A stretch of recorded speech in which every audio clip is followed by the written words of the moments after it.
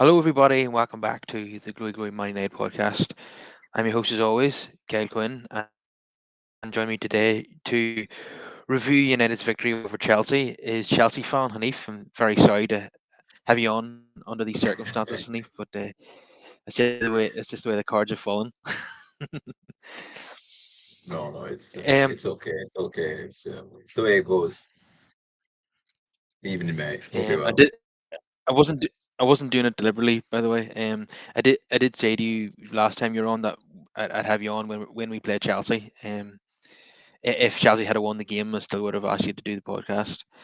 I know neither of us are, gloaters or people that really like to rub it in. So, I'm sure we'll still have a nice discussion about it. We don't expect either of us to, sometimes you get fans that are a bit mouthy on it, and to others, but we're definitely not going to see that here. Yeah, Um, I think we both recognise that United and Chelsea are both not where they used to be. I mean, the commentator mentioned last night that it's been the FA Cup final three times. It was the Champions League final in 2008. Probably should have been the Champions League final in 2009, only for a very dodgy Norwegian referee. Um, but the two clubs have fallen a long way down since then. Um, Under Pochettino and Ten Hag, both teams have been struggling, but there's obviously mitigating circumstances for that, as well as the coaching ability. Now, United at the weekend against Newcastle uh, were abysmal. Um, the, the performance was absolutely disgraceful. The team selection from Ten Hag was called into question. Most notably, Martial and Rashford starting in an away game at St James's Park. And anyone who visits St James's Park will have to have 11 men working their asses off. Um, when you start Rashford and Martial, you're taking a massive risk, and so it proved. They showed absolutely no appetite at all in that game. So easy for Newcastle to play it out from the back. On time and time again, United's midfield and defence were under pressure. Um, so there was also the other issues against Newcastle. With I didn't understand Ten Hag playing. He played Shaw at centre back. That's fine. If you want to have a left-footed centre back on that side, but when you play a right-footed left back in Dallo, then it doesn't make any sense. Um, so he obviously going into the Chelsea game, everybody was looking for a reaction, and he made the appropriate changes. There was no Martial and no Rashford, on the front three of Hoyland, Anthony, and Garnacho pressed well from the start of the game. Time and time again, they were winning the ball high up the pitch, dispossessing Chelsea, and getting chances from that. Um, and it was so obvious to me that these going forward in the month of December, if Ten Hag has to persist with his front three, they're playing much better than what Martial and Rashford are have been producing recently. And most, I would say, at least nine players for United had a good game last night. Probably with the exception of Lindelof. Don't, he was obviously, I think, at fault for the Cole Palmer goal, albeit it was a beautiful finish right into the corner. But Lindelof was always too passive, and not doing enough to prevent the shot. But Hoyland, you might argue, had a quite a quiet game, but he's vital when it comes to the press. So I'm not too disappointed. But overall, United obviously dominated the game, had the majority of the chances. Chelsea had a few chances on the break, didn't take most of them. So overall, honey, what was your thoughts on the game? First of all, congratulations to Manchester United. They were the better team. There's no denying that. I'm not gonna sit here and say that that was not the case. That game should have been wrapped up in 35 minutes. Let's be honest about it. it should have been 3-0 or 3-1 or whatever you want to call it. I can't remember what type of call. Cole Palmer scored in 45th minute. Yeah, it should have been about 3 or 4-0. Bruno Fernandes missing that penalty. Absolutely silly. You're not Eden Hazard. Just smack the ball in the corner. It absolutely annoys me, those types of penalties. I'm just like, United fans must be going crazy at home. But um, from a Manchester United point of view, I think there was a reaction, and I think the problem is the reactions coming from the players that probably do not fit Ten Hag's system, but they're the ones that are producing because they're showing Ten Hag that look, we are willing to work hard, dominate, and dominate our position, and you can call upon us, and that's Maguire and McTominay. Two players who don't exactly have great technical ability, but they can find the space and get into the right positions. And with McTominay, the runs he makes in the box, he's a handful, and I think that's his position. He makes those runs into the box, and he gives you that aerial threat. Um, I just felt Manchester United they had more control over the game. They wanted it more, and Garnacho was fantastic. Um, but it seemed like one team had something to prove, whereas Chelsea, unfortunately, the balance wasn't there. Team selection is interesting. Playing players out of position. Look, it's a long season, and unfortunately, Poch has made some decisions where I wouldn't play as all open away from home to the top half of the Premier League. I just wouldn't, because these lads are just they can't play. We can't play that type of football yet. At home, I get it. We've got the crowd behind us. Let's go. We've got an opportunity, but away from home, we have to find a different way, a different style of playing. Because I didn't think the style yesterday or at Newcastle, we had problems at Newcastle as well. It helped, and we had so many individual errors. I just thought Sanchez was just looking for you guys to test him. The amount of times he gave the ball away was unbelievable. Silva as well. There were so many. Cole Palmer had a very quiet game until like the 37th minute until he woke up. We have to be honest. I can't say there were many good performances yesterday. There were some decent runs from Mudryk and Sterling, but not being able to make a five-yard pass when Jackson makes a good run, and even he couldn't make a pass to the wingers. And you know, interestingly enough, we could have stolen that game at the end. But look, it's football has got a way of making you think about who you are, how you're doing, and making you think about your season in a way that if you don't get things right, it's going to be a long, hard season, and that's where we are as a club. We've gone for this long term project, which I believe is the right thing. But I know a lot of Chelsea fans blamed Pochettino yesterday. I blame him for his in-game management. I saw after 15 minutes he needed to change that game. He needed to change something tactically because United were just too free playing. There was too much freedom for your midfielders, and Garnacho needed stopping.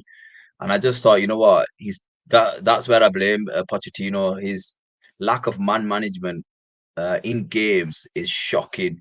He needed to change that game after 15, 20 minutes. I'm not saying bring on a substitute, but put an extra player in the middle and try and bring a bit of control into that game. We were so not settled at all. We were making hasty decisions, and there was a moment in the first half where they just like passing it to each other from side to side, from one side of the pitch to the other. I'm like, what are you doing? What are you doing? It felt like we had several Bruno Fernandez's at one time. I was like, this is ridiculous. The passing was off, the chemistry was off, and we were in the game. I was just like, and then when we scored that goal, I just thought, how are we? How I give Mudryk his flowers. It was a good run. Cole Palmer, good finish, but to say that we deserved anything out of that game is is a massive understatement, and we've got so much work to do. I think if I want to play devil's advocate, I think what Man United need to look at is we were still getting through that defense. shockingly enough, our forward line was getting through that defense, and a better team would have finished those chances. And I think United need to get those DMs right. I would play three in the middle personally, and that's what I wanted to see yesterday tactically from my manager. But look, I hold my hands up. Manchester United were by far the better team, and they deserve the result. And it's interesting who's scoring the goals at this moment in time. And I think Man United fans need to just support Ten Hag. I thought last season he overachieved. That team was should not have got to the Champions League, but they did. Now he's making some errors where personally, and I know this is going to sound a bit controversial, he needs to play Rashford where Garnacho is because Rashford gives you goals. Because now that And Shaw's returned, that was your most lethal combination last season. And even though Garnacho, he's not for me, he's not a starter. Against Chelsea, yes, I get it at home, but against the big boys, they'll just figure him out. Whereas if you can get Rashford back on form or well, he's back in not the on team form. with the he's He's not at he's form at the moment, but he needs a bit of time, and he's been shocking. I get it, but when when he doesn't have Luke Shaw behind him, and and he needs to play that position because he'll give you more goals. Whereas Garnacho is still growing, and I get it. At this moment in time, that's not going to happen for Man United. But if you want to see the best of Marcus Rashford, it's on that left hand side. And Garnacho is a phenomenal impact player. We've seen that because Ten Hag's eventually gonna have to put him back in, and he has to put him in on that left hand side because I think if you can get Marcus Rashford back, he's you've got that left hand side as a threat again, and I think he gives you what Garnacho's probably not gonna give you, and that is goals. He'll get you 10 league goals or whatever. And that's not taking anything away from Garnacho, who was phenomenal yesterday. I just, against Chelsea, um, he was. But I think when you come up against the big teams, I think you're going to have to play Marcus Rashford over Garnacho. And I know that sounds harsh, but I just think it's very important to look at that. Rashford offers you goals, but that's up to the manager to decide. In he terms of doesn't offer Chelsea, look, we just need. he doesn't Sorry, offer go on. goals this season. He's got two goals, and one was a gift from Bruno from the penalty spot. I can't explain to you just how Mm, bad he's been, and it's not just his form; his attitude has been stinking as well, and that is why he's on the bench. yeah, obviously, if he's not putting his socks up, and I'm assuming, I don't have any idea, but I'm assuming there's a lot of off-field issues with Marcus. When his head is right, Marcus Rashford is a really good player. But what I would say to you is if Luke Shaw and Marcus Rashford combination last season is one of the reasons why you guys did well, and now Luke Shaw's back. And if you can get him and Marcus, I'm telling you, it's just gold. That's just how I see it. That combination, that chemistry is goals. It's not happening at the moment, which is fair, but eventually you're gonna have to play that pair anyway because there's so many games coming up. Garnacho was fantastic. Amrabat he was bossing the midfield, and Dalot was decent. I can't praise Man United enough. I thought they had a good game. Unfortunately for Chelsea, we just have to go. Potter just needs to clear. We need to look in the market for a midfielder and maybe even a defender because it's not going well at the moment, and change that formation. It's just not going well. We can't play like that again away from home because when we made those errors, you guys didn't make us pay, but Newcastle United made us pay, who are a complete team in my opinion. And even you've seen that yourself, Kyle. They are the complete package.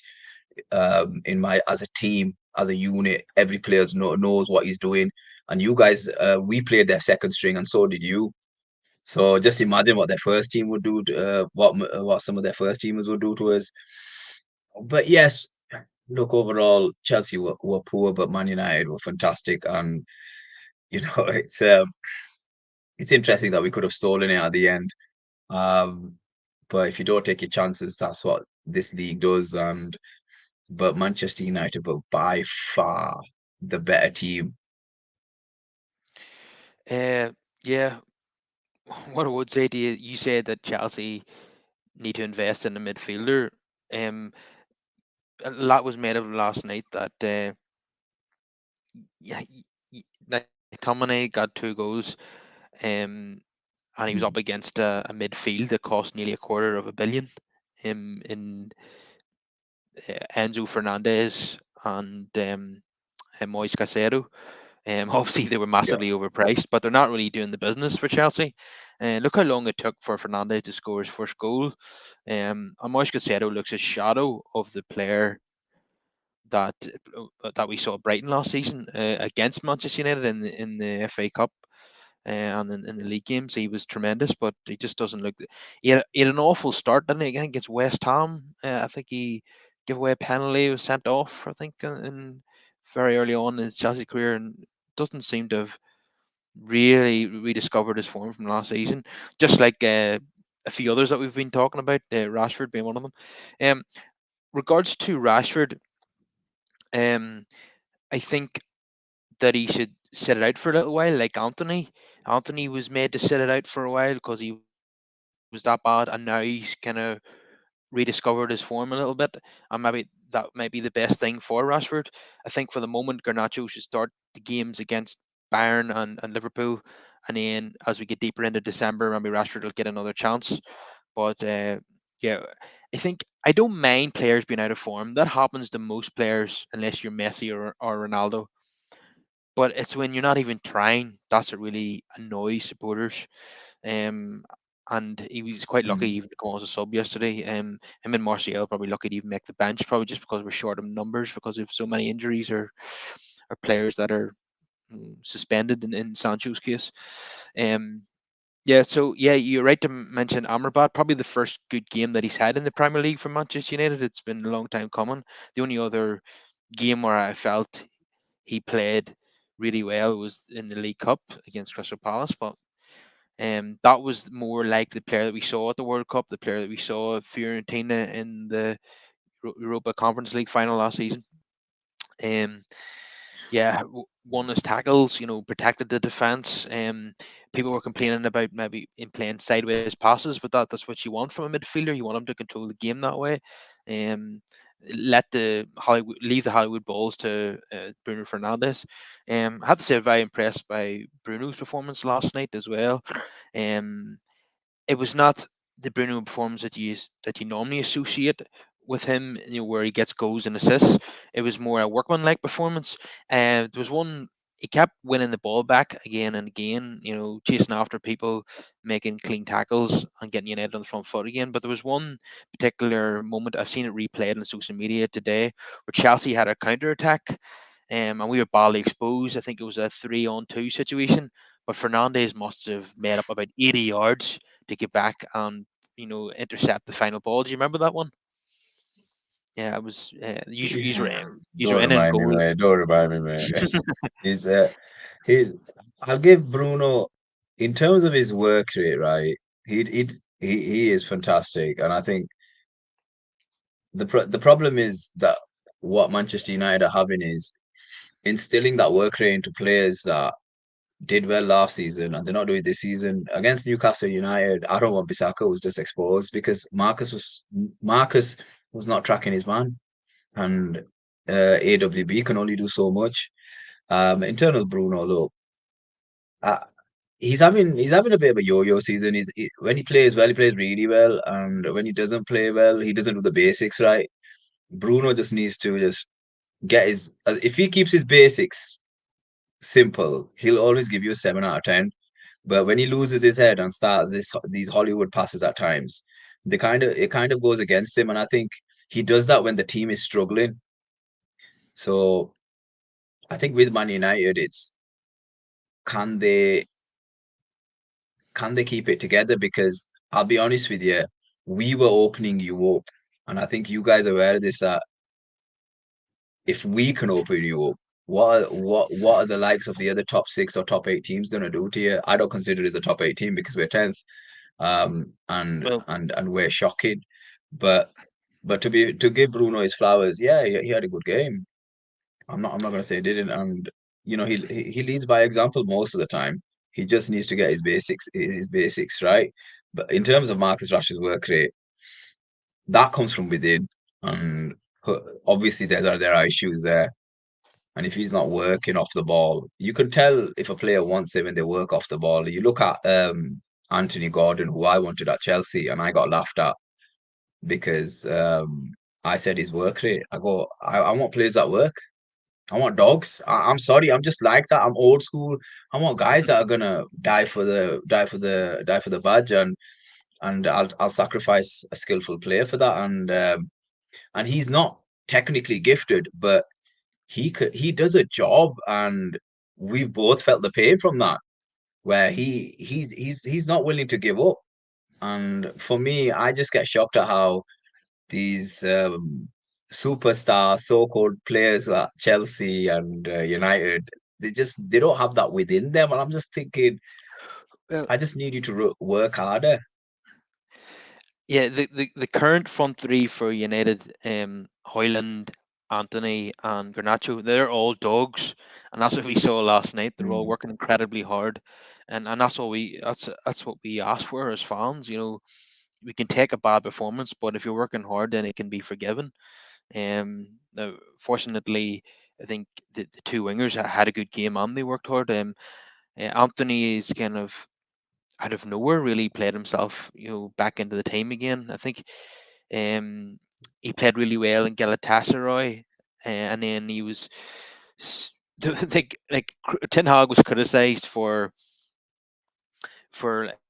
starting him when he had no form and he basically wasn't in the team on merit.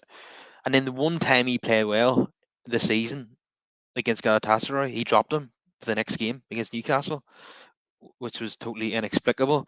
So after the disastrous performance from Martial and Rashford, Anthony and Hoyland came back in, and Hoyland yet still, frustratingly enough, hasn't got his first Premier League goal.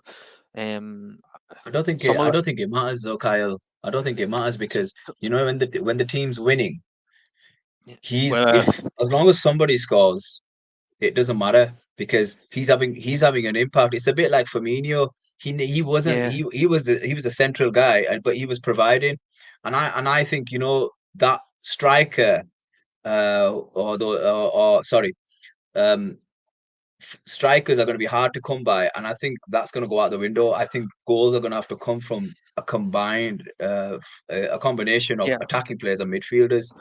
I wouldn't. I personally don't look at it because I think if he's giving you that work rate, and as long as someone is scoring and you're winning, you can't Well, really ask for anything else. I wouldn't get too carried away and say we're winning. I think we have 9 wins and 6 defeats in the Premier League. The only team in the football league that hasn't drawn a game. But 6 defeats is far too much for Manchester United at this stage of the season. We have struggled to score goals. Our goal difference is absolutely atrocious. I think it's back up to naught again, which is, the other teams in the top eight are all have a better goal difference than us by a mile.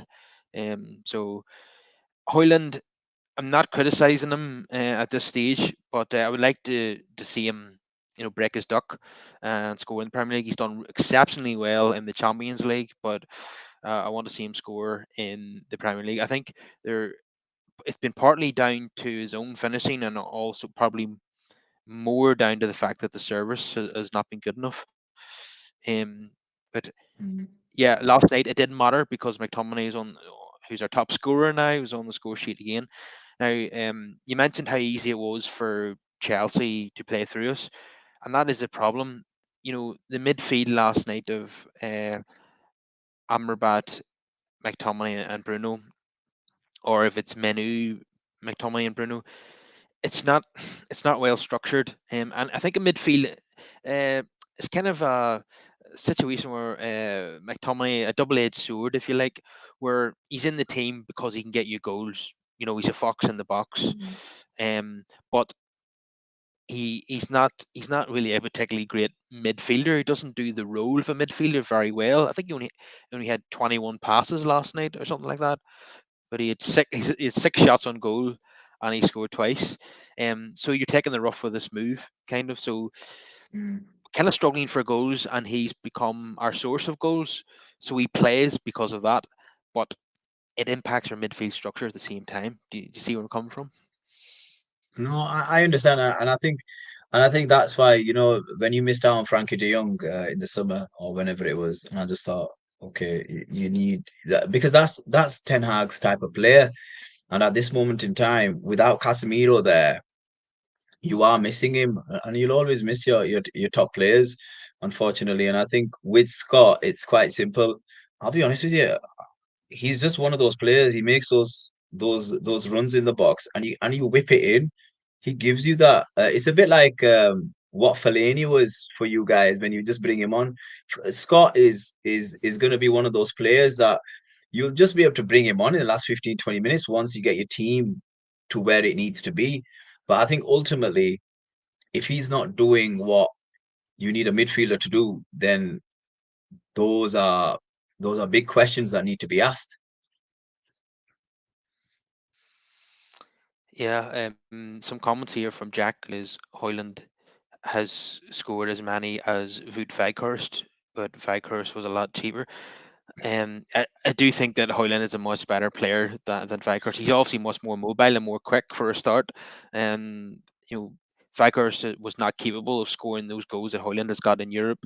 And he's obviously, Weghorst was 30, no development left, whereas Hoyland's got, we hope, a big future in him and is going to develop into a top striker, or at least develop into a Firmino type player, like you mentioned.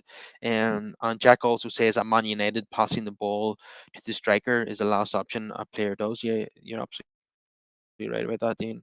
Um, that's another thing about Rashford, not to go on about him too much, but he's quite selfish as well. He tries to take on too many defenders, runs into a cul-de-sac and loses the ball, doesn't get his head up and try to pick out a teammate, not often enough anyway. And that's why he finds himself out of the team. Now, Garnacho, completely different to that last night. He provided the assist for the second McTominay goal. Uh, lovely, lovely cross with his right foot, an in swinger. Um, did you notice Garnacho? A couple of times now he's tried the overhead again from that position. He's got a bit carried away with himself. I mean, you're only going to score that goal once in your lifetime. Like you're not going to do it, 2 or 3 times in the space of a few weeks.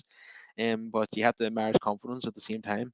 I know you're like sometimes when you've been on the show, I've been quite critical of Anthony, and you're a big fan of him. So I think it's time to that we can both eulogize about him now that he's back to a bit of form. So what's your thoughts on him then at the moment? Yeah, he had a good game. I think obviously his off the field issues don't exactly help, and when you have those types of issues, regardless of what you think, I think a player should just not play because they're gonna impact a performance regardless of who you are. But yesterday he had a good game.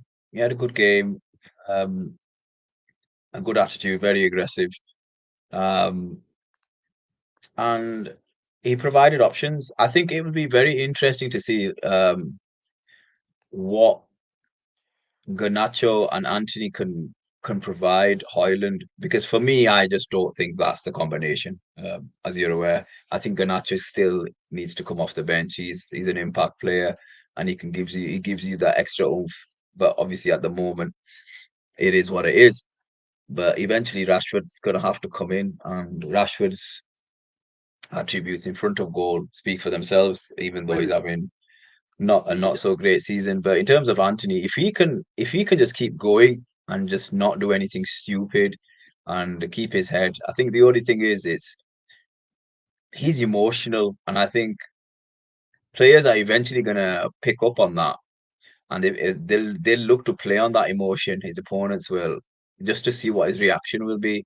With Anthony, I always feel that he always plays better when he's angry, but also he's on the verge of a. I always feel he's on the verge of a red card as well because I think he'll just lash out one game.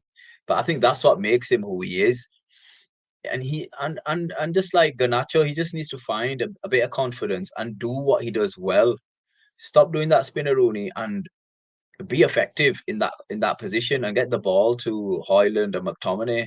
And if he keeps doing that, there's no reason why that position will not be his full time.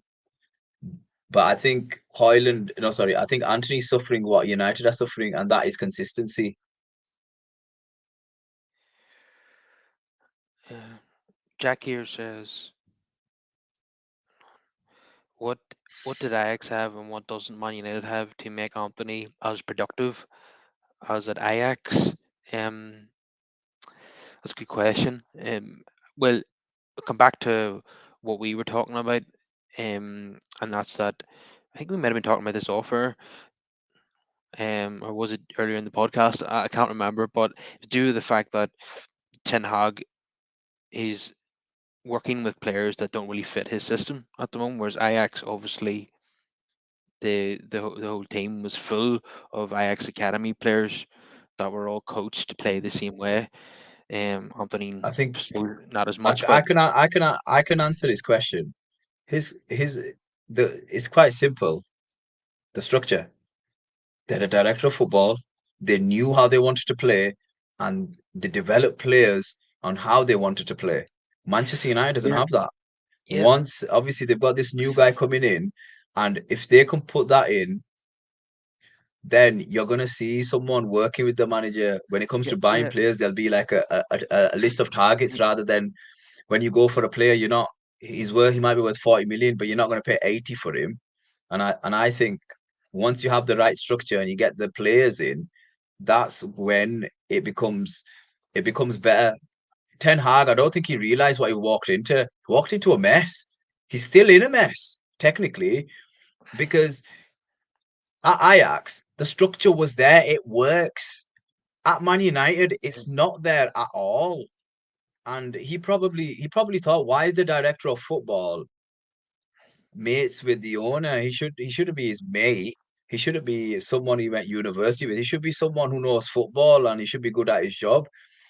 Ajax have that, and that's why when you look at the clubs that run efficiently, they have these structures in place for a reason. Chelsea are going about it, putting that structure in place, and Man United are gonna put that structure in place this season with the new owner, I believe. I think that is the whole point of that guy coming in, uh, yeah. and that is We'll the get on. difference. We'll get on to that. Because there's been more news on that today. Um, yeah, at Ajax, it's I mean, it doesn't matter who the coach is. They all play the same way because they've been the academy, the first team, the reserves. They all play the under 12s. They're all coached to play the same way. I know Anthony wasn't a part of the academy for as long as the others, but he come in and he fit. They obviously done their homework on him, and they realized he would fit into their style, which he did. Was at Manchester United, like you say, there's obviously major issues behind the scenes. The fact that the manager, signs all the players is something that's not done by any other club that I can think of. Don't have a proper director of football, as you say. You have chief executive. The last two chief executives have been mates who were accountants. So United isn't well structured. And we've seen Ten Hag in recent times has put his own signings on the bench and reverted back to players that he wanted to sell in the summer in order to get results because he decided to go with at the start of the season. Obviously he'd made new signings and then decided to go and play a completely different style to last season, and it didn't work. You know, they were they were pressing the midfield was pressing high up the pitch, and then all the other teams had to do was play the ball over the top, and then we were exposed badly. We've seen it happen against Nottingham Forest and Tottenham, Wolves. They were just bypassing our midfield. Casemiro was being left exposed, and we had all of a sudden we had a 4-on-4 situations, because the high press. You had Mason Mount and Bruno just vacating their positions. So Ten Hag, over time, as I said, they referred back to the likes of McTominay and Maguire. And players that he didn't intend on using this season. And he's not he's back to like Onana, for example, launching it. You know, not yeah, as you can see, like or Lindelof or someone takes the goal kick, and then Onana takes a touch and then launches it into the opposition half. That is not what Onana was bought to do. So Ten Hag's kind of abandoned his principles a little bit in order to get results. So this is why, if we come back to John's question, um, about Anthony not being as productive as he was at Ajax. Um, yeah, but there's always going to have to be a period of adaptation as well. But the worrying thing was that Anthony was so out of form that I thought he might not be able to recover to this. And a lot of fans wanted to see the back of him, but his last two performances have given some kind of hope. But the question is, and you can ask this question of a lot of players at United, and you can ask that question of the current performances. Um, United are like a Paul Merson, I think, used this analogy last night. That United and Chelsea are like a bag of rebels. You just never know what you're going to get, and it's like that with certain players as well. If Anthony's going to be a long term success, he has to be good most weeks. 4 out of 5 weeks, he has to perform well. You just can't have periods of a few weeks where he does well and then a few months where he does nothing. That's just not going to cut it, is it? No, not at all. I think the problem is, Kyle, and you probably see it different to me. I've lowered my expectation. I'm not. A lot of Chelsea fans use this word of we are a big club, and there are standards. That's the word. Sorry, there are standards. I said those standards went a long time ago. I'm not talking about yourself. I'm talking about Chelsea Football Club here, and I think you can see why I've lowered my standards at Chelsea, because the ownership, and this was pre Todd Bowley, they forced my hand after what I saw, even under Tuchel. And a lot of people, and I wasn't a big Tuchel fan because I said he's not going to win as a league, and I was proven right. I don't think he should have been fired, but our standards have just dropped, and I think with Man United, I think you've got good players, better players than ours, but the level of consistency amongst these guys is unbelievable. It's just the work rate and the plan by the manager and the lack of a plan in game. I've I don't know of any manager who's changed it strategically apart from Mourinho. I've always seen Mourinho make a sub after 25, 30 minutes. I don't know if you can recall that. Man United did it a couple of times. He just changed it. He's just like, you know what, this isn't working. Come off. You go on. After 30 minutes, and like people thought that was a shot. And I don't see why that shouldn't happen more often. You can quite clearly see if it was the other way around, Kyle, after half an hour and Chelsea were just dominating the ball, they're dominating your box, they're having shot after shot on Anana, you'd just be like, right, I've seen 30 minutes of this. What are you going to do about it? What's the change? Are we going to play three in the middle? Are we going to go five at the back? Are we going to go three? Honestly, Kyle, I was just losing it. I'm already bored, and I've got no hair to pull out anymore. And for me, that's where I have an issue with some of these managers. The lack of in-game management is shocking. They wait till halftime. I don't want you to wait till halftime. You've got five subs now. If you need to make it after half an hour. There's no need to just hold on. And and that's what frustrates me with modern day management. And I think Ten Hag's the same.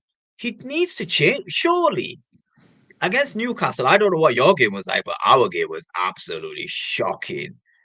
You change it. You change the system, or you move the personnel around and say, "Listen, we're playing three in midfield, and we'll just play one up top." Or you say, "Listen, 5-3-2. You go 4-4-2. I don't know what it is.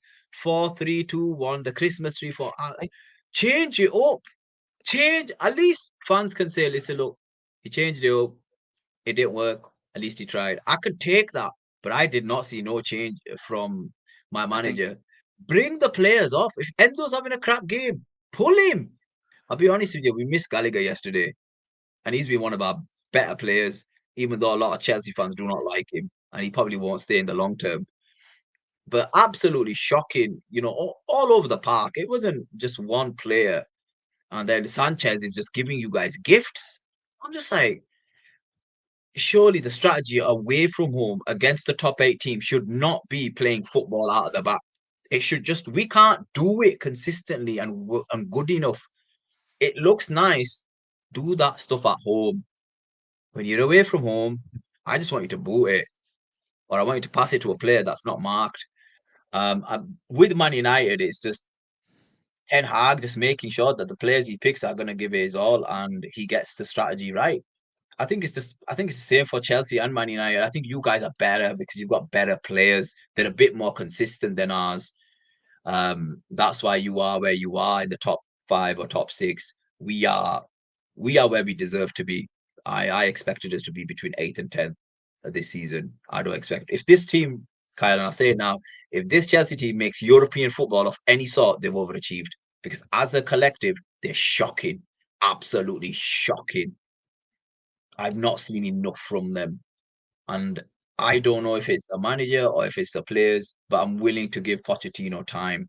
That's something that I'm willing to give him because it's not going to be a one season fix. It's going to be year three, maybe year four until we see something.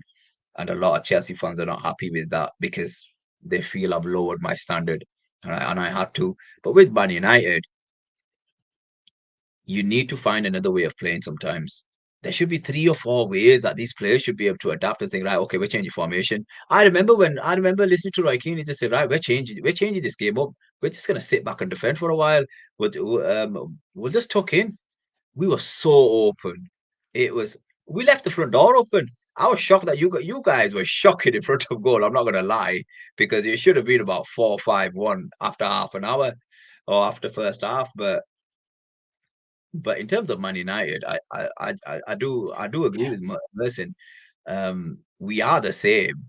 You guys are a little bit better, but you lack plan B and a plan C. I don't think Ten Hag knows how to change you up with the players he's got because McTominay,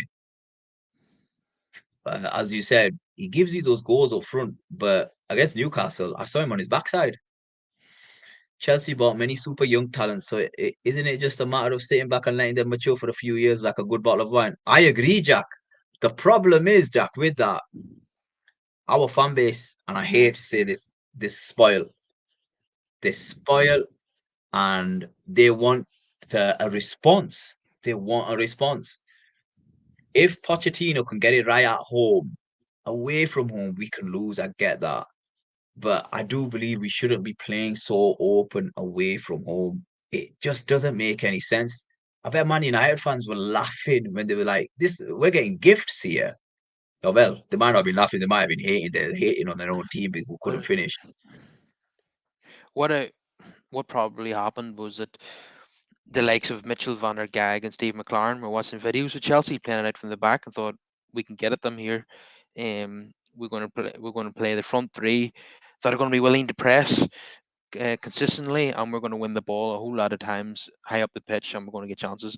But as you say, United's finishing was a bit off. We should have been about 4-0 up at half time. So I can't believe that we went in level at half time after what we watched in that first half. But that's football for you. Um, Another thing I wanted to mention was Harry Maguire, who's recovered his form. Um, some like I think he began the season as fifth choice centre back. Now he's first. How has he done that? By pulling in performances, it's as simple as that. And I also feel that Varane's fallen out with your manager. Something's happened there. Listen, we're talking about Rafael Varane, here, one of the best defenders in the world at the moment. He's here missed with United, but he's better than Maguire by a country mile. He's better than Maguire. The problem with Man United is Varane not playing. Maguire has seen that if he works hard and he can and and he can pull out a few for consistent performances, he's gonna get everyone back on side. The problem is that defensive line is as good as it was under Ollie. You can still get through them. And I think Man United fans can see that. Maguire is not the long term option at Manchester United. He just isn't. But at this moment in time, he is the answer because Varane's not getting in the team. So it's going to be Maguire and Martinez for now or whenever Martinez returns. And I think Varane will be sold in the summer because he's obviously being given the same treatment that Jadon Sancho's been given. And he's not even in the team. He's not in the starting 11. I don't even know if he was on the bench or not. I didn't check your line. I mean, your squad. But yeah, that's what No, I he feel. wasn't on the bench yesterday, Varane. Yeah, I think Okay. the relationship between him and Ten Hag is totally broken down. Um, I Can I fully can expect I to see can I just Varane. can I just say something? Tottenham have just done a Tottenham West Ham United. I need you to 2-1. Oh, it's The interesting. highlight. It is the highlight. Um, That's hilarious. I fully expect long term. Um, I don't think Nedloff will get a new contract, and I think Varane will be sold to a Saudi club. Casemiro as well. I think United will sign a new centre back in the summer, and to partner Martinez and Maguire probably be back up. Um, I would bring in two centre halves if we possibly could. But Jack here says Maguire did that by staying at Man United and patiently waiting till all centre backs were injured. Yeah, he was a very patient man indeed. He could have went to West Ham and been part of a team He didn't go beating because of the Spurs. money. It's as simple as that. Yeah. And Oh and yeah. and, Yeah. and you know what? I don't blame Maguire for that because a contract Yeah. was signed. He So wanted a 10 million payoff to go to West Ham, if I remember. And he yeah, wasn't going to get I that. think that's what his contract was worth, Kyle. He wanted what his Yeah. contract was worth, and I think that's what it was worth. So but the thing is, this United were going to get 30 million. You lose out the 10, so you still made 20 million. But I guess it's worked out in the end. Yeah, I suppose so. For now, but I don't think um he's going to be a starting centre half for a Man United team that wins the Premier League. If I'm being brutally honest about it, he can be no more than a bench player for a United team that wins the league.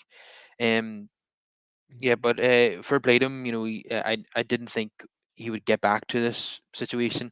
He's kind of in the form that he was in 2021, where Mm. he was performing reasonably well and in most games, and not making that many mistakes. But he was so for 2 years there, he was so out of form. He was his performances were so error prone. He was responsible for so many goals. He was scoring own goals. Um, Even for England against Scotland, he scored an own goal. It just wasn't happening for him at all. Anything that could go wrong. Even against Sevilla, if you remember, a player, one of their strikers had a header that was going a mile wide. It hits Maguire's head and backspins into the net. It was just nothing was just going for Maguire at all. But he's obviously proven to be resilient and he's turned things around. And it looks like Yeah, he's going to be. you have to respect the response. I respect the response, but it'll just be interesting to see how it ends at the end of the season. Yeah. He's got one more year off at the end of the season, I think, and even if Ten Hag or whoever the manager is at the end of the season says to him, you know, you're not going to be a starter for me, but you'll be, backup. Maguire will just see that as a challenge again and say, well, I'll get myself back in the team. So I don't think he'd leave in that scenario. Yeah, I can see him being here to the end of his contract. So before we move on a little bit, I'm just gonna do some player ratings. So Onana, who was terrible and against Galatasaray. Um, since then he's had two more solid games. I just I just want him to. I don't. I don't. Those the type of game they had against Galatasaray is what he was having earlier in the season. I think it's just. I know that he's new. He's new to the league. He's new to the club and all that, and he's finding his feet. But there's been too many bad performances. I feel. But overall in the last couple of months, if you set aside the Galatasaray game, he's been decent. So uh, I go with a six last night. Dallo, a player I'm often very critical of because I don't think he's great defensively, and going forward, some of his crosses are just aimless, and um, I just don't think he's a Man United player at all. Ten Hag seems to be a massive fan of this player. Even if he's playing Wan-Bissaka, he still finds a way to put Dallo in the team. Um, but last night, I suppose he was okay. He should have been tested more. Who was playing against him? Raheem Sterling, was it? You would have thought Sterling Mm. would have given him more problems, but I don't think he did from memory. So Dallo will give him a six. Maguire six. I think Lindelof came off at half time. I thought he was the one player who could have prevented the Cole Palmer scoring that goal. So Lindelof a four. Luke Shaw moved to centre half. Then Regulon came on. Luke Shaw never has a bad game at centre half. Although I prefer him as a fullback, because you get that attacking output from him. He's our best. He's the best attacking fullback. Um, Shaw six, Regulon six. McTominay probably has to be an eight. Um, I think the only disappointment from Nine. Scott's point of view is Nine. he didn't complete his hat trick. He should have completed his hat trick last night. I thought. Um, I think it's a that would nine, have mate. been I'd give him a nine. a nine. Okay, fair enough. I'd give him a nine. Um, Sofian Amrabat, probably 7.5. I think probably his best performance for United so far. Um, Seven. Garnacho, Yeah. Garnacho. Yeah, people are replaying that clip of him absolutely roasting Reece James. Uh, and people, obviously, United fans are loving that because he sat down Chelsea's captain.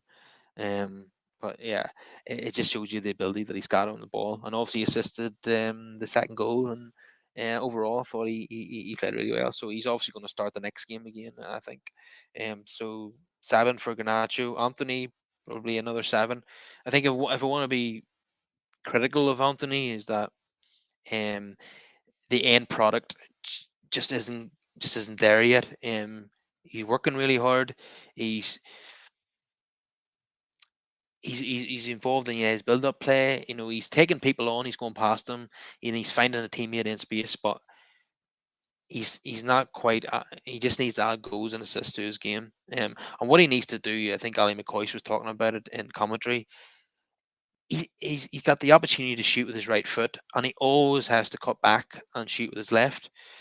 I think he needs to work on shooting with his right foot, and develop his confidence in using that foot, not always being predictable and using his left. But it's been a massive improvement on what we saw earlier in the season. His form really had gone off a cliff, but he's recovered that somewhat. And Bruno Fernandes, very workmanlike performance.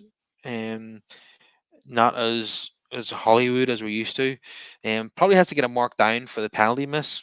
Um, I think that strategy he has relies on the keeper going the wrong way, because he doesn't hit the ball with much power, and it's not right in the corner. So if the keeper guesses right, he's probably going to save it, and that's what happened last night.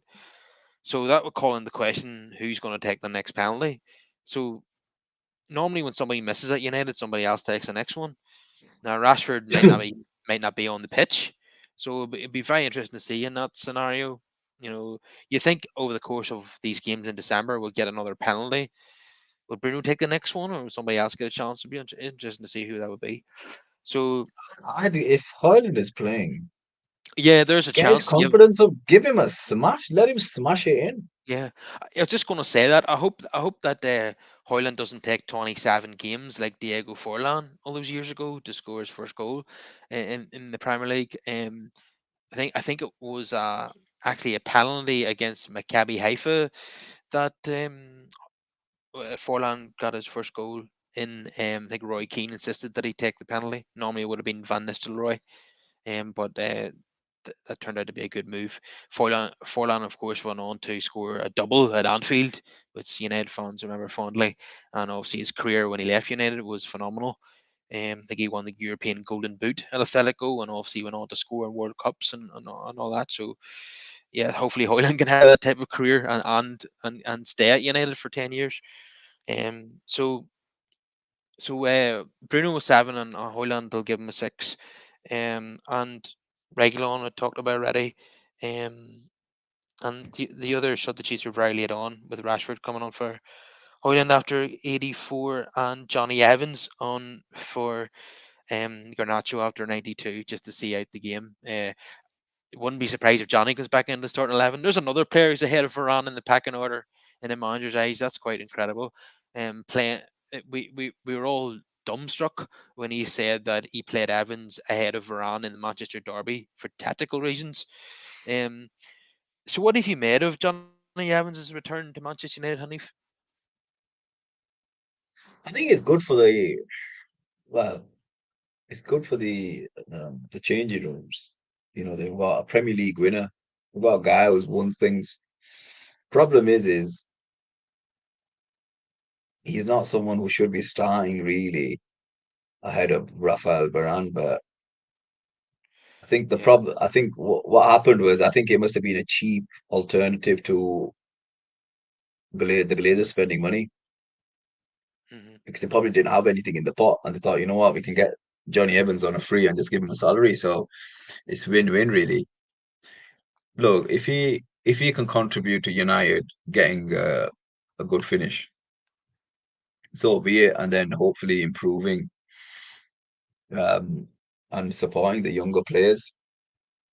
I don't think it's a bad thing, but I think it just depends on what the strategy was behind his signing. I think it was just a last minute thing rather than a signing that was thought about and saying, "Oh, we can get Johnny. He's available. He'll come in. He'll do a job, and he'll also mentor some of the younger players." I don't think it was for that. I think it was just because he was available and thought, "Why buy Well, another player when we could just he take Johnny Evans?" he was allowed to go on tour with United to to keep himself fit ahead of the new season, but Ten Hag kept talking him up in press conferences in the US, and I thought he's going to sign him. And that's exactly what happened. But I'm surprised by how many games he's actually played, and I suppose that's down to form and injuries. Um, I don't Mm. mind him playing against the Burnleys, Sheffield United, Brentford, Fulham, but against Manchester City, that's when he was exposed, and I would be worried about him if he started at Anfield. That's a game, by the way. No United fan expects to even get a point, even score a goal, never mind get a point in that game. Um, we were absolutely annihilated last season, as everyone remembers, in that fixture. And we have absolutely no hope of getting a win there next week. Hopefully he'll surprise us and maybe get a draw, but no, I can't see it I think because if you play counter-attacking football, Kyle, you've got a chance, but you I can't just think put it I against just think Liverpool. I think we'll just concede too many goals. And we're not. We'd have to score four or five to get a draw. I think because that's how know. I don't know because what Fergie used to do and what Mourinho would have done at Anfield is they go 4-5-1 and just park the bus and try to score from a set piece or a counter attack and just make it really difficult to play through. Seen Fergie and Mourinho do it so many times, but as you say, Ten Hag's a wee bit more one dimensional. Always plays, he doesn't adapt to the opponents that he's playing against. We'll just see 4-3-3 again, and United will probably be too easy to play through in midfield, and will give up so many chances. I mean, I've seen a statistic there recently that United conceded 92 chances in just 5 games. That's absolutely incredible. And they cannot do that at Anfield, or they'll just be blown away. And if United go 2-0 down in that game, the heads will go down, and then it could be any score. Um, I think if United score first, it could be a different game, but I don't hold any hope of us. I think the thing is with Liverpool is that that's their cup final. United come to town and they're always so up for it. The crowd are up for it, and if United are not on their game, they can fall apart. Quite easily. And I know this team is quite flat as it is, so that's the one fixture that we now dread every single season. Um, Hopefully they can surprise us though. But in the meantime, we've got Bournemouth at home. You think that'd be a routine victory, hopefully. And then the small matter of Bayern Munich, your old friend Thomas Tuchel in the Champions League. Now the thing is with Bayern is that they're already through. So what we're hoping is that they'll be on the beach, to in a manner of speaking. Um, and it would have to be a beach outside of Europe because the beaches would be too cold at the moment. But and then we have to rely on a draw in the other game. Can you see both those things happening, Hanif? Anything could happen in football, mate. Anything could happen in football. I just think for Man United fans, I think if they saw a performance against Bayern, and even if they did go out into the Europa League, that's fine. I think that's where Man United's level is at the moment, the Europa League rather than Champions League. Um, but I think a performance is very important. And then, look, it's possible, but you always want to try and seal your own fate rather than rely on somebody else. So we'll just have to wait and see. It's you're basically flipping a coin, really, but you need to do your own job. And I think Man United fans would love to see a performance. And I think if they can see that performance, that'll that'll give them that confidence to see out December and this Christmas period. So I think that's Yeah, that's probably more important if I was looking at it from a Man United point of view. yeah. There's nothing we can really do about the other game. If we won against Bayern, that will guarantee us a spot in the Europa League at the very least. And Mm, we just, if we win, then we'll be happy with the performance going into the Christmas period, as you mm, say. Um, we want to draw in the other game and go through into the Champions League. But I think you're right when you say the Europa League is United's level. The only thing is we're just so sick and tired of playing that competition. We wanted to be better than that at this stage, but we're not.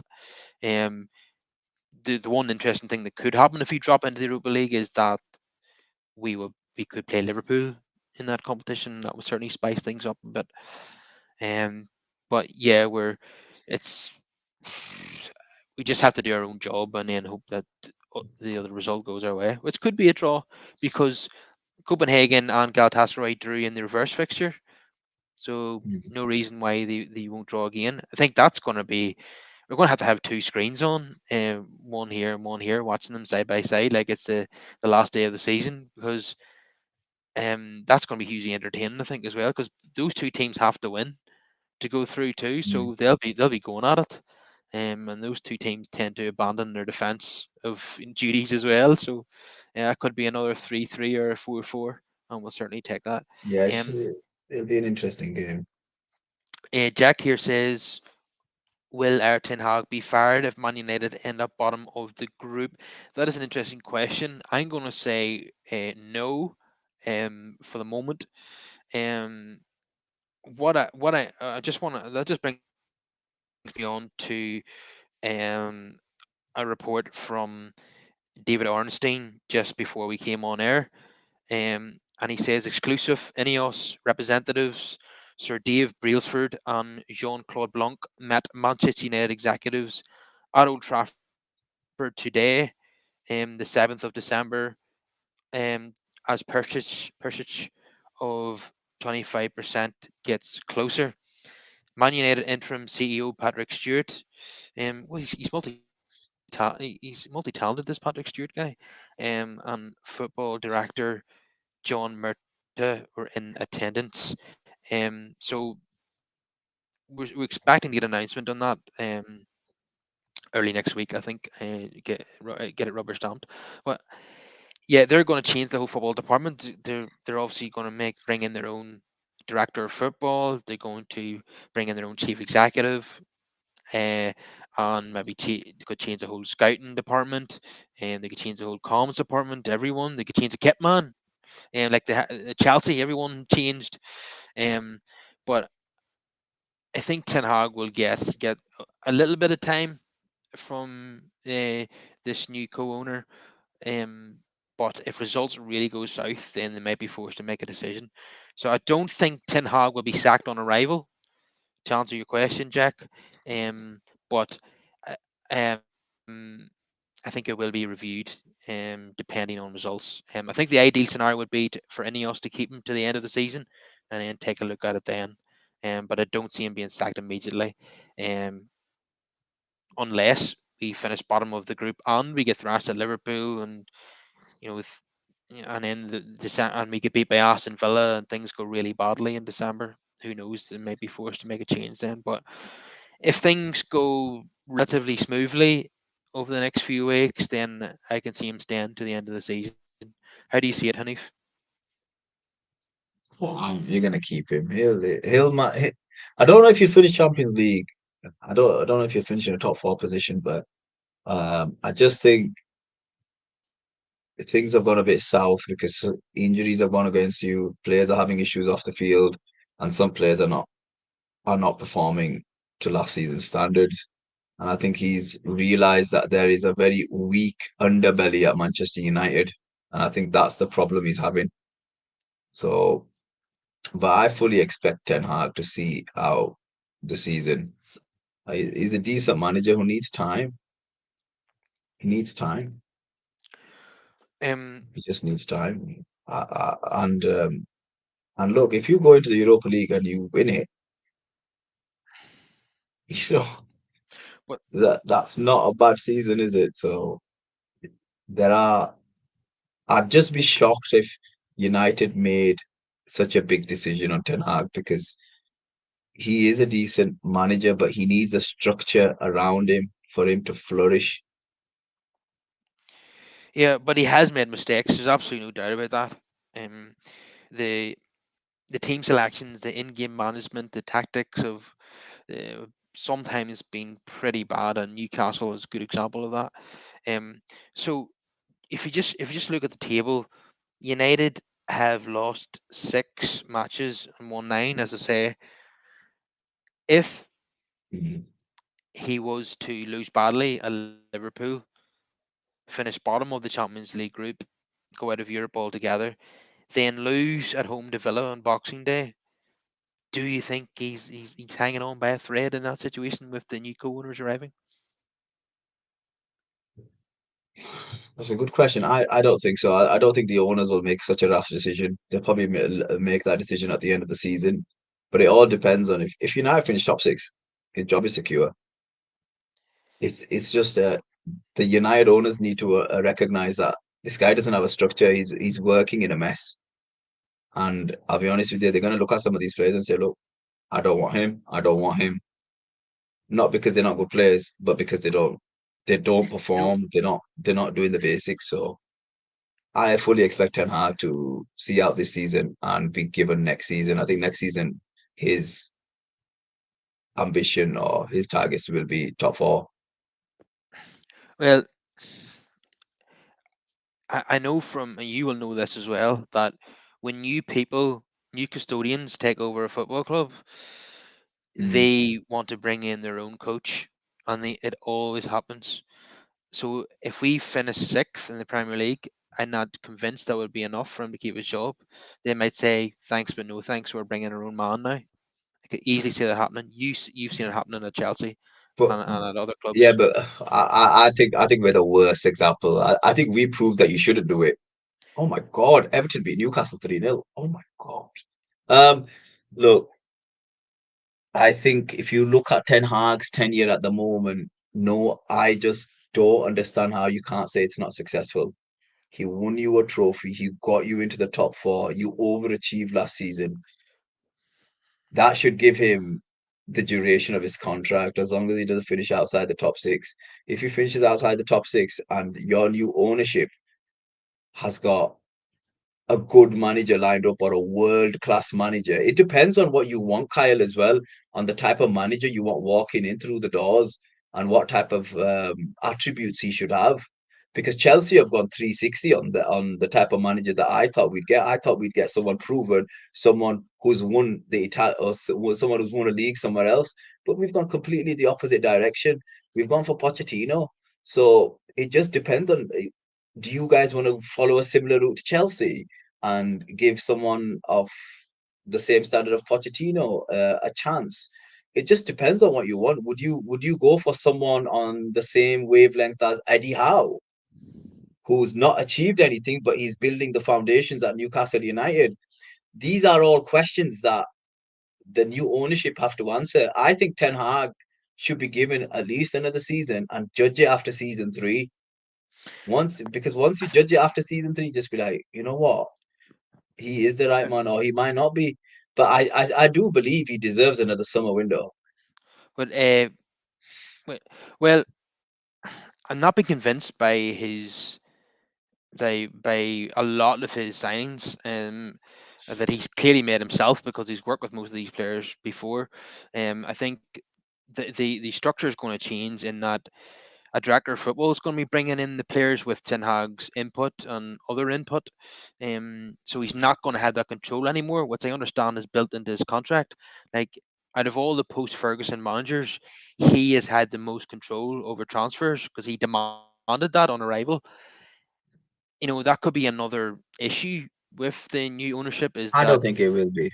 if they take that power away I from don't think him, so. he's going to be unhappy about that. It's only human nature, because he's been used to control for the last year and a half. Um, yeah, I think we'll have to wait and see on that one. I think th- uh, I but Chelsea, personally think Ten Hag's a decent manager with a good structure around him. He just needs the but, time. but he hasn't proven that he's a good manager outside of the Dutch league. To be fair to him, we haven't seen any evidence But of that. I think he has. So yeah, but he won you the League Cup last season. I think he has. Yeah, well, yeah, okay. Last season he got to both domestic finals. He won one of them and finished third in the Premier League. But we thought we that raised our expectations. We thought we'd kick on from that, and we've went backwards. We're you know Yeah, but we've, Kyle, it's far too early to say because imagine he finishes top four. What would you say then? You just be like, okay, we've had a bit of a yo-yo season, but he's turned it around. I just, I just, I just don't think I'm you not should I'm give not up on Tanag at the moment. I'm not saying I know. I'm just not sure about him. I think uh, the jury is out, to say the least, and some fans have just had enough. Um, Mm. for the reasons I mentioned earlier, the in-game management, the team selections, the tactics, um, even playing Lindelof at left back when he didn't have to. I don't know what the hell he was doing. Selecting Rashford and Martial, away at Newcastle was just a recipe for disaster. I just don't understand some of the things that he does. Um, yeah, he could recover this and finish top four and maybe secure his job. But another thing that concerns me is the away record against the top teams. Sky Sports again showed the graphic of when United played teams inside the top nine in the league. They have away from home. They've lost all of them but one, and that was a draw. Um, I think it was away at Tottenham last season, 2 each draw. But apart from that, they've lost every away game they played against a top nine side, and they've been battered Mm. in quite a number of them, and that is terrible. Ten Hag, I think that's something that he needs to, an achievement that he needs to get under his belt quite quickly, is to get an away win against one of the better teams in the league. Unfortunately, the next opportunity is Anfield, and nobody really expects us to get a result in that game. But he really needs to. It's not just the defeats; it's the manner of the defeats. Absolutely horrendous. And that's another Kyle, you're concern. speaking to a Chelsea. Kyle, you're speaking to a Chelsea fan. You know what you're saying? I got. Yeah. I wish I could resonate with you because it's way worse. It's because sometimes when we get wins against Brighton, we were fortunate. We took our chances, but we were fortunate as well. And I was just like, oh my god, this team is all over the place. And I think I'll be honest with you, it'll be very interesting to see Kyle because even if you brought in a new manager, right, and say you gave him the same length of time that you've given Ten Hag, 2 years. And I don't think 2 years is enough, Kyle. And this is coming from a Chelsea fan. our fan base wants to see a reaction now. And I don't think we can. I understand they've spent money. I understand. But also, I could turn around and say to you, has Mason Mount been fully fit and gone 15, 20 games? And you just think, okay, I always feel that a signing needs a couple of seasons. Then you can judge it at the signing whether it's been good or not. I think you guys have been lucky when it comes to Bruno Fernandes. You've seen it from the first season that you know he is a good player. He scored loads of goals and provided loads of assists. But if you look at his signings, I don't think they're as bad as what the media have painted them out to be. The thing is this: you need time, and I think your fan base, and I don't want to be rude. I think you guys were expecting a title charge, and I don't understand how because you don't have a settled team. When you look at some of the top teams, right? Arsenal, settled team, City, settled team, Newcastle United, it's a settled team. He's made existing players, Eddie Howe, and I give him his flowers. He's made existing players like Joe Linton, Almiron better, and they've Yeah. kept their core group of players. And What? Brighton, settled team. But when you look at Man United, it is a bit all over the place. Players are coming What? and going. They're on big wages, and they'll have one good season, and then they won't have another good season. So, I think the problem at United is making the decisions on the players. Big decisions need to be made. Rashford last this season gone, and I kind of knew Rashford wasn't going to do what he did last season because he did it a few years ago. Remember when Martial and him had that tremendous season? I was like, okay, he's going to probably kick on. He didn't kick on. I just thought the attitude's not there. He doesn't want it, Yeah, and I too feel, and flaky. yeah, and I think if you look at Saka and you look at Rashford, I think Saka will become a better player than Rashford over the duration of his career because Rashford technically is not that good on the ball. He has to kick it into space. He can't just take a player on like Martinelli or Livramento. We saw what Livramento did to not only you guys, but I saw it on my team. And I'm not hating on Marcus Rashford. I'm just saying there are some players that when you give them these contracts, you have to sit down and think, okay, he scored 20 goals in the Premier League this season. What are the chances of him doing that next season? How is the team? This is why I don't think Chelsea or Man United they think. I don't think there's any brains or any logic that goes into their planning, especially at Chelsea. And I think United's pretty similar. I'll be honest with you, Yeah. I did not think Rashford was going to replicate those numbers. Those numbers were Well, phenomenal. They were world class numbers, Kyle. We have to be honest. And we're just like, but we all knew he's had a fantastic season. But when you look at him this season, you can't lose the attitude and the will to work hard. well, That is unacceptable. And I think that's how you need to look at the well. modern day player and say, look, if you don't play well and you're not trying, we're going to cut your salary. We're going to see you. There needs to be some kind of punishment because these guys Uh, are on big money, and I don't like it. I feel they're overpaying him personally because yeah. he should be on he should be on high. I don't know who the best winger in the world is. I think it's the guy at Madrid, but he should be on. And if he's your main goal scorer, the guy needs to You know, produce. I feared that he was going to down tools when he got that contract. I thought about it in the back of my mind. Some people were mentioning it, and nobody expected him to produce another 30 goal season. And it's definitely not going to happen. This is why he's proved himself to be very flaky. One season on, one season off, one season on, one season off.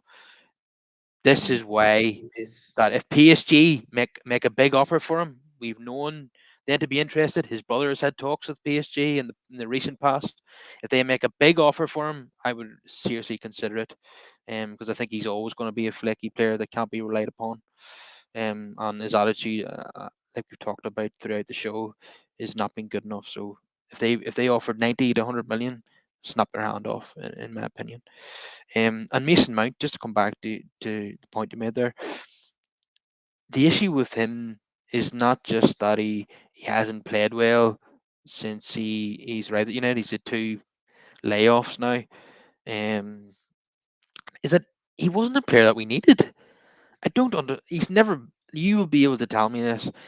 I don't think he's ever been a number eight at Chelsea. So why did Ten Hag sign him to play at number eight? He's going to have to adapt to a new position, and he hasn't done that. So I think I, he I think and it's his energy and his off the ball and yeah, his off the and ball support. I think that's why you bought him. But the problem is he's come into a team a bit like Chelsea's. They're a bit all over the place. It's not a settled team. As well as his injuries, he is injury prone because he's played too much football at a young age. He played way too much football at a young age. Even we were overplaying him when he was playing shocking for us in his first proper season. We're just like, Frank, what are you doing? Get him off. But you know, that's just the way it is with him. He is a good player. The problem is we've only seen numbers from him for one season, and his numbers are not great, Kyle. So it depends on what Ten Hag's gonna use him for. But I think you can only judge him is once he gets back into the team. I think he's been out in and out due to injuries or whatever yeah, else. yeah. Another thing that concerned me was that his last season at Chelsea wasn't very good, albeit the team weren't very good either. But He I, was injured throughout. He was making TikTok videos when he was yeah, yeah. when he was out. So So I it's thought that it's he's going one to of them struggle to really. recover his form. Like he's not just going to arrive at United and go back to being the old Mason Mount. I thought that he'd probably carry his form from last season into this season, and that's what's happened. He's been moved around a lot as well in the different positions, and I certainly don't think that number eight is his position. You know, we've seen it in back in Kyle, August. do you I understand why he didn't? What do you understand why he came to you guys and he didn't sign an extension with us? Do you understand why? because he wanted parity with Reece James's wage packet, and he wasn't getting it. Is that what it was?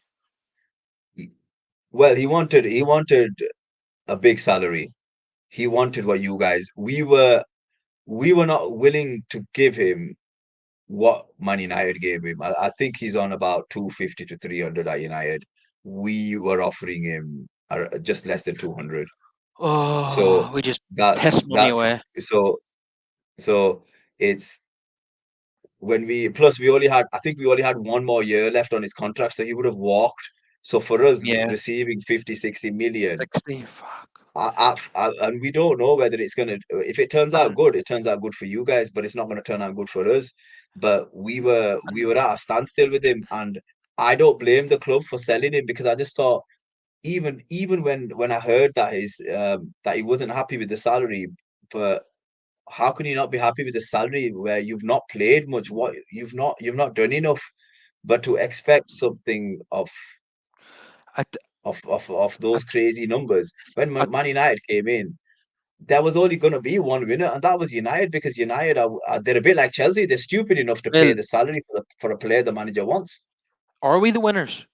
Because at the moment it looks like another very I don't. poor Ten Hag I decision. think I I'll be honest with you, Kyle. I like Mason Mount. I've got a bit of a soft spot for him. I think you need to give him until the end of the season.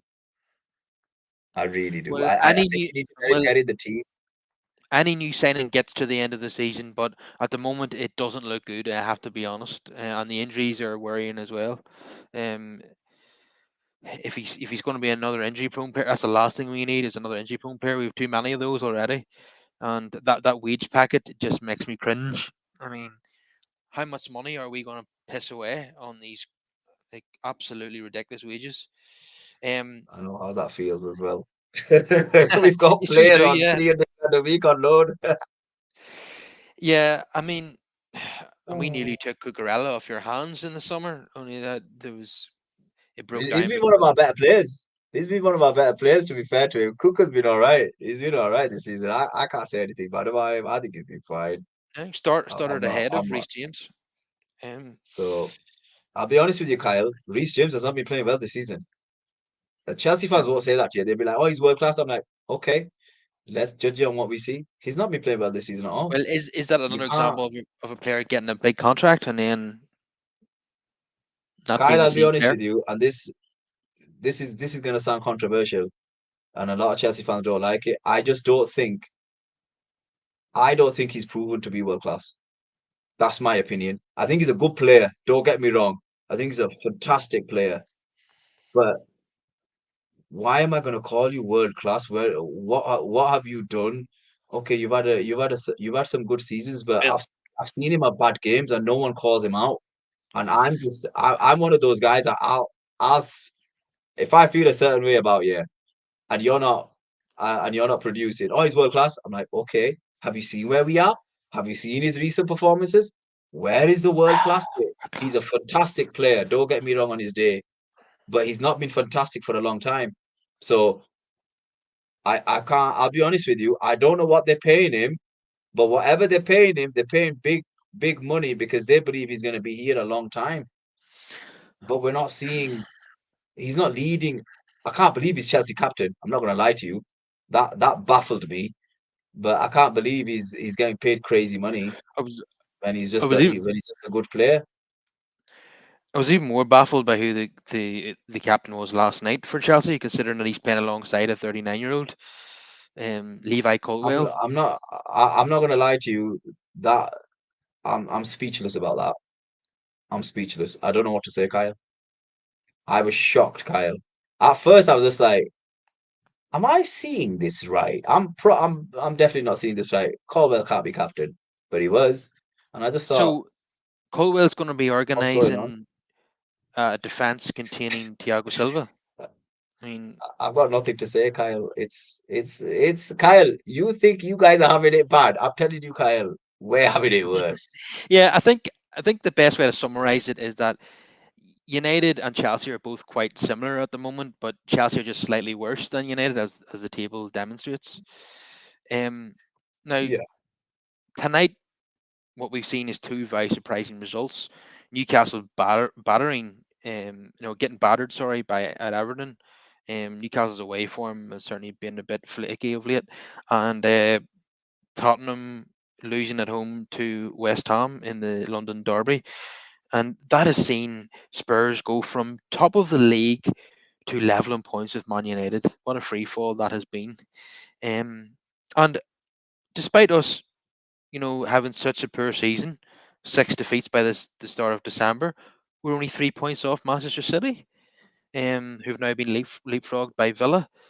Now we know City don't tend to hit full stride until January.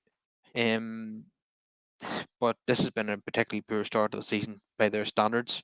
And Villa, Liverpool, and Arsenal are all above them. Arsenal 6 points ahead of City.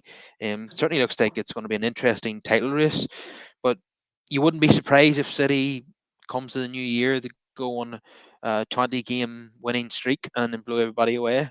Hopefully it doesn't happen because I don't want to see them do the four in a row, and I don't want Liverpool to win the 20th title. If I had to choose, it would be Aston Villa to win the Premier League. And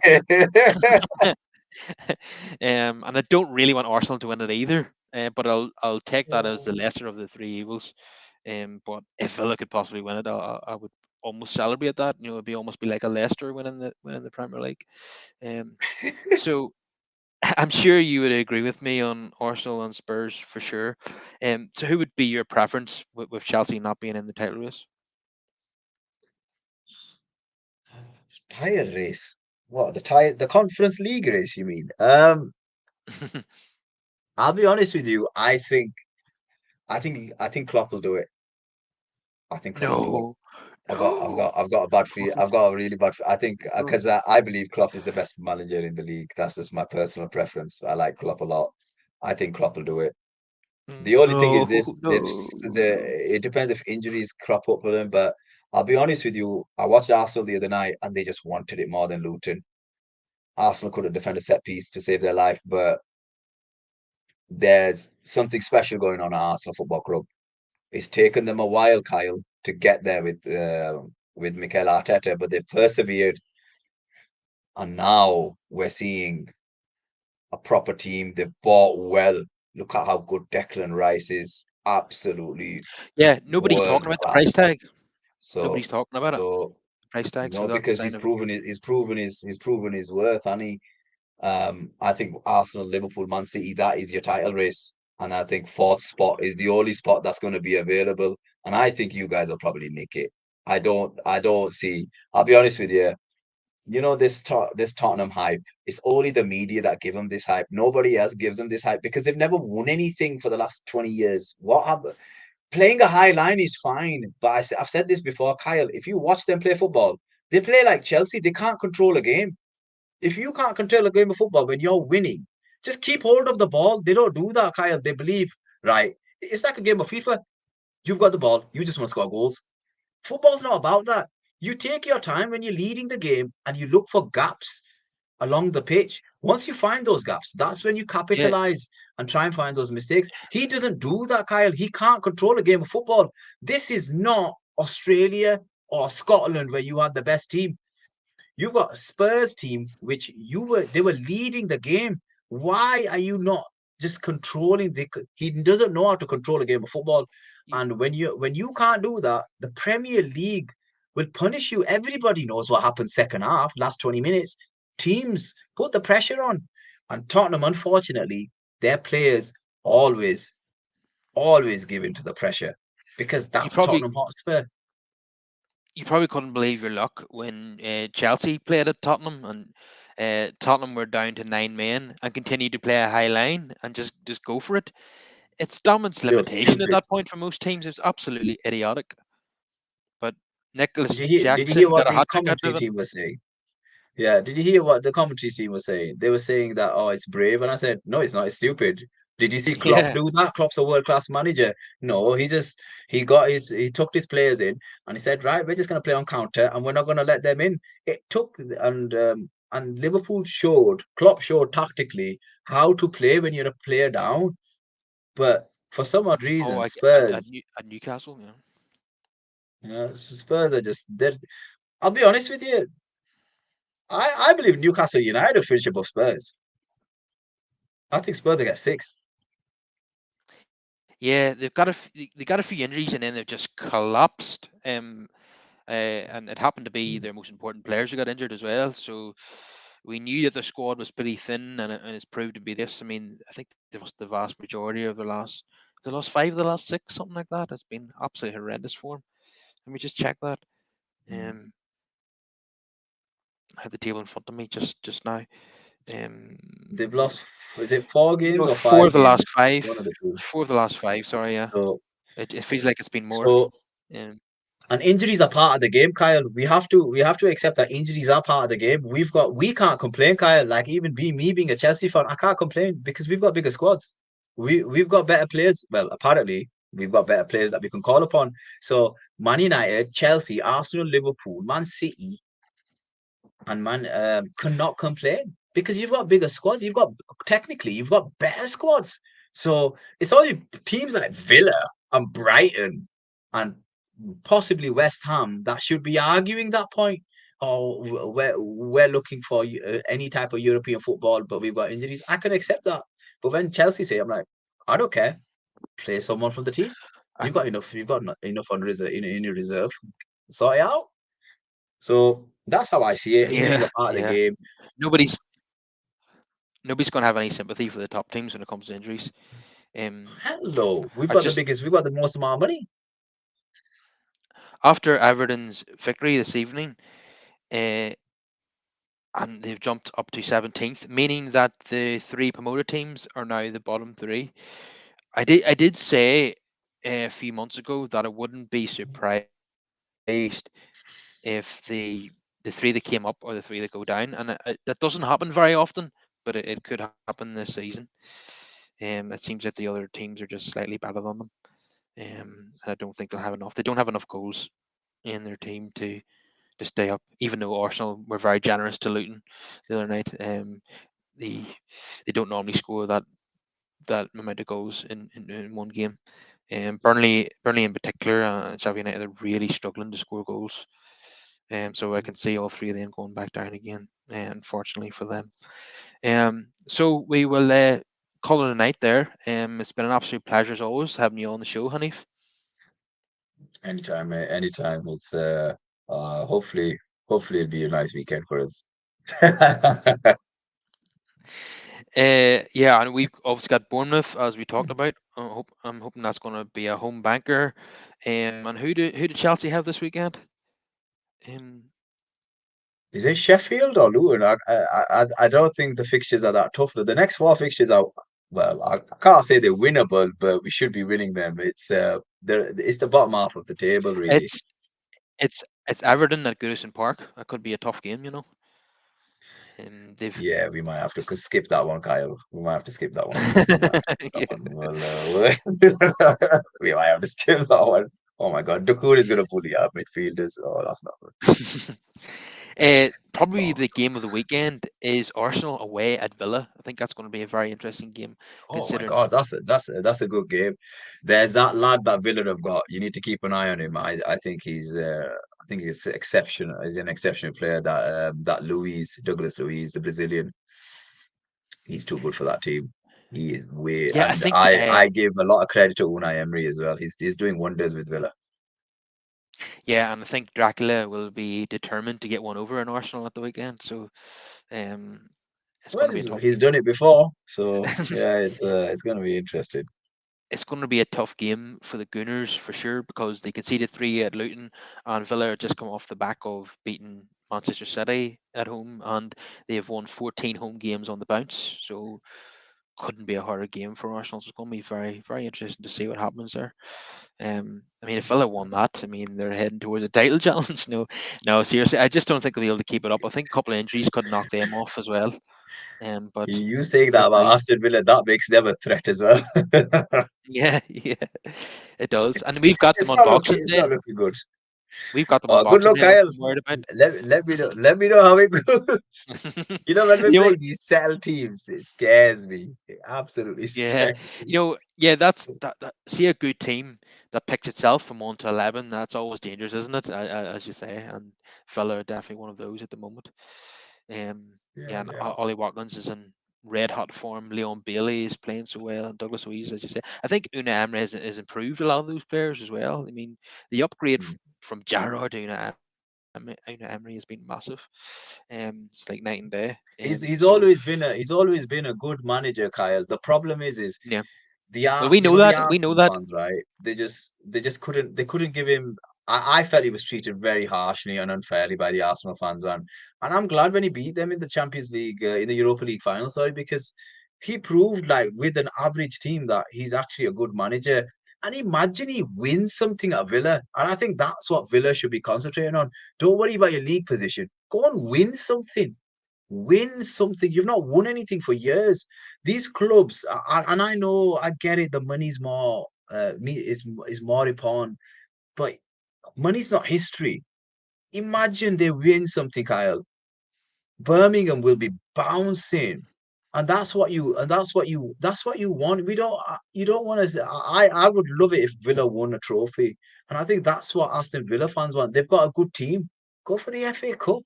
Why not? You can do it. It's Yeah, but yeah, unfortunately, this top four nonsense is always at the back of the mind of all the owners. yeah. Despite what Arsene Wenger said, what 15 years ago, top four is not a trophy, and I will never accept that. So yeah, Villa should be going all out to win a European True. trophy or the FA Cup. So we shall leave it there. Please everyone smash a like on the video, subscribe to the channel, and get more of your thoughts in down below. And I will see you again next time, Haneef. Yeah, definitely, mate. Thank you so much. It's been amazing.